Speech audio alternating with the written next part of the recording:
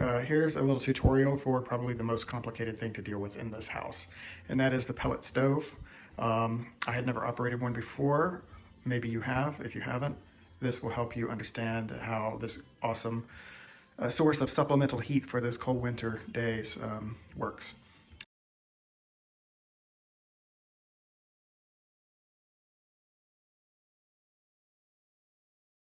Basically, before you turn on the stove, you just want to make sure that the ashes have been cleaned out of the ashtray and inside of the oven area. You're going to do that when the stove is cold, of course, by releasing these two handles at the bottom.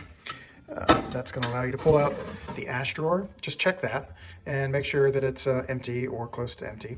And you'll dump these ashes into the kitchen trash can. Of course, don't do that if the stove is hot and there's anything burning in there or any sort of embers whatsoever. Just do this when the stove is cold before you turn it on. Once you've closed it or emptied it, you can snaps right back in like that. You'll feel these hinges and then that's closed. You'll also want to check inside of the oven itself. The stove itself releases just like that. This pulls open, and make sure that there aren't too many ashes accumulated in this area or really down inside of these areas as well. If there is quite a bit of ash there, there is a vacuum, a wet dry vac in the basement that you can bring up here and just vacuum that out really quickly before you start it. There's also a glass cleaner that you can use. It'll be under the kitchen sink that's formulated for the pellet stove to clean this off. That's, you don't have to do that, but it's more of aesthetics. If you want to be able to see the flame, you'll want to clean that off so that you can see the flame inside. Also at the top here, this is magnetic. Just give it a little pull, and this is where the pellets go. The pellets are also in the basement. Got a control panel over here on the right hand side.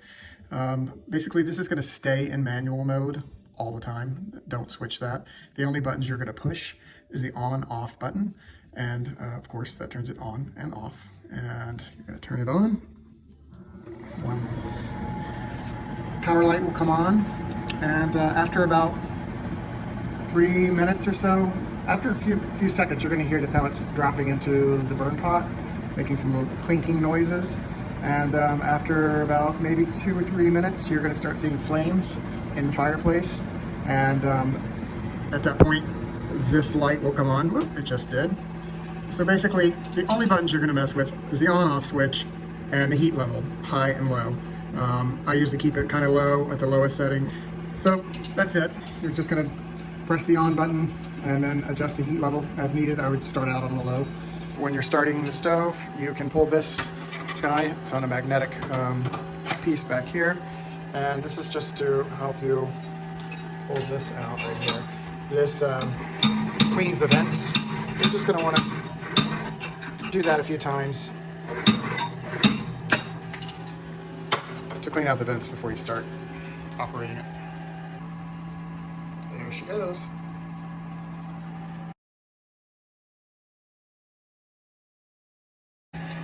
And to turn the stove off, all you have to do, this is crazy, but press the on-off button, pop, and you should see it power down. That's all there is to turning the stove off. It's going to take it probably 20 minutes to fully power down. The fan will keep running to keep drawing smoke out of the house and out of the exhaust outdoors. So make sure that you don't just pull the plug to turn the stove off, because it still needs electricity for the fans to operate to cool the stove down and to exhaust it outdoors. So just turn the on-off switch and it'll fully power down in 15 to 30 minutes, something like that.